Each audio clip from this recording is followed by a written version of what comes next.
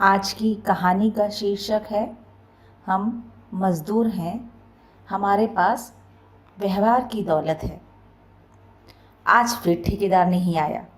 कोई भी मज़दूर ढंग से काम ही नहीं कर रहा। ठेकेदार होता है तो किसी के हाथ पैर नहीं रुकते।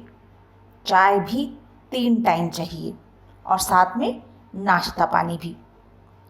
इस ठेकेदार से ठेका वापस ले लेता हूँ, किसी दूसरे को देता हूँ। नुकसान ही तो उठाना पड़ेगा। देखो तो ज़रा, 7 दिन हो गए, कोई खैर खबर ही नहीं। ये 1 साल का काम 2-3 साल में पूरा करेगा। कहते हुए सूरज सभी मजदूरों पर भड़क रहा था। 7 दिन हो गए थे सूरज को यूं ही मजदूरों पर भड़कते हुए। आज किसी को चाय नाश्ता नहीं मिलेगा। सारा समय बीड़ी फूकने और चाय पानी में ही लगा देते हो। काम तो 2-3 घंटे ही करते हो, दिहाड़ी पूरे दिन की चाहिए। मजदूर गिरधारी सूरज की बात सुनकर गुस्से में आ जाता है। साहब, ऐसे मत कहिए, काम और मेहनत दोनों की रोटी खाते हैं। आप खुद ही देखिए कितनी ठंड पड़ रही है। 10 माले तक मेरी मेहरारू, बालक और ये मजदूर ईंट सीमेंट चढ़ाते हैं। ट्रक वाला तो रात को ही बाहर सड़क पर ही छोड़ जाता है।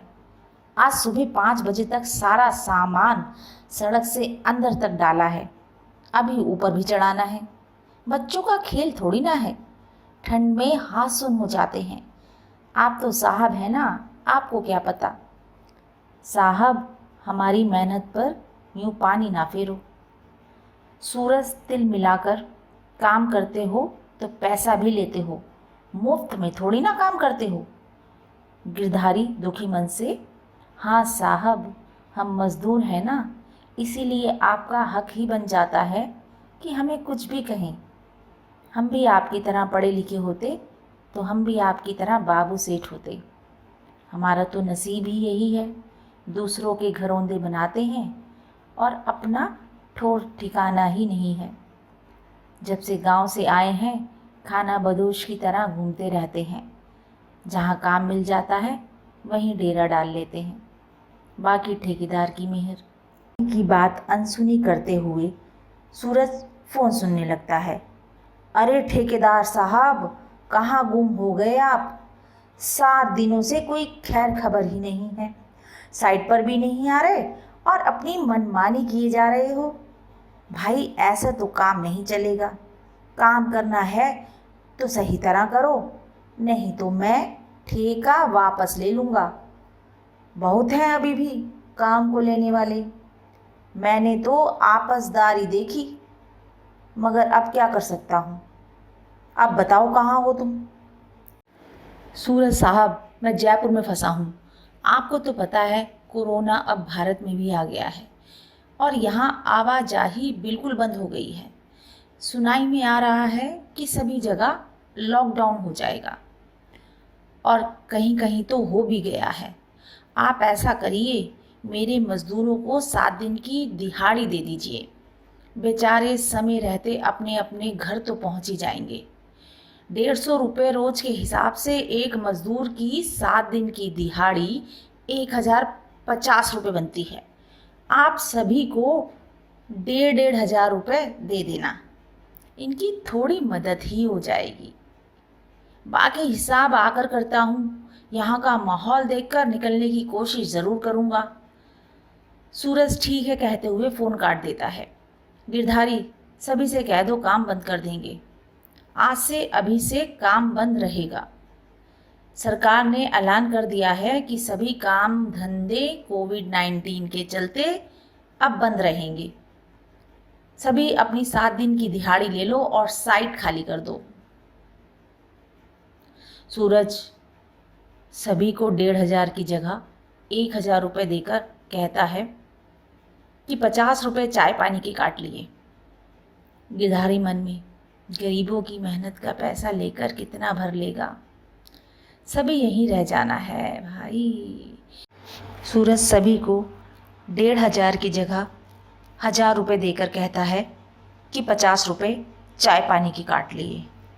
गिरधारी मन ही मन में सोचता है, गरीबों की मेहनत का पैसा लेकर कितना भर लोगे सेठ, सभी यहीं पर रह जाना है। गिरधारी मजदूरों से कहता है, अपना अपना डेरा हटाओ और सामान बांध लो।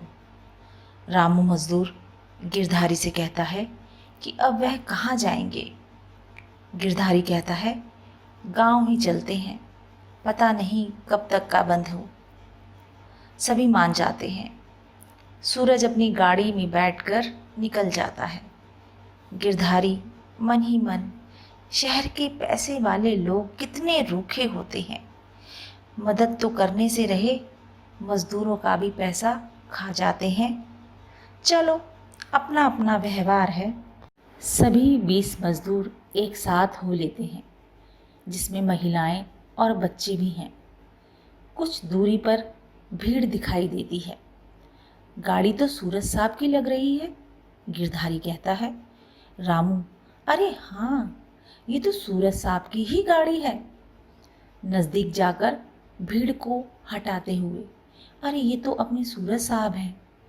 खून से लथपथ, दर्द से तड़पता सूरज थोड़े होश हवास में सड़क पर पड़ा है, पर उसकी मदद के लिए आगे कोई नहीं आ रहा। गिरधारी सूरज को अपने मजदूर भाइयों की मदद से अस्पताल तक पहुंचा देता है और उसके घर वालों को भी खबर कर देता है। सूरज कुछ बोल नहीं पा रहा है, परंतु आंखों ही आंखों में गिरधारी और अन्य मजदूरों से मानो माफ़ी मांग रहा है। इस कहानी से हमें यह शिक्षा मिलती है कि परोपकारिता ही सबसे बड़ा धर्म और कर्तव्य है। पैसा समाप्त हो जाता है, परंतु दूसरों के साथ किया गया आपका व्यवहार सदैव साथ और याद रहता है। इसलिए दूसरों के काम आइए। किसी की मेहनत का हक छीनकर कोई भी सुख प्राप्त नहीं कर सकता। किसी का हक मारकर कहीं ना कहीं तो चुकाना पड़ता ही है। मानवीयता के व्यवहारिक अर्थों की एक सुंदर प्रस्तुति आपके सामने पेश की है। अच्छे बने, अच्छे कर्म करें और दूसरों के काम आए। धन्यवाद। डॉक्टर नीरू मोहन बागेश्वरी। वीडियो को लाइक करें, शेयर करें और चैनल को सब्सक्राइब करें।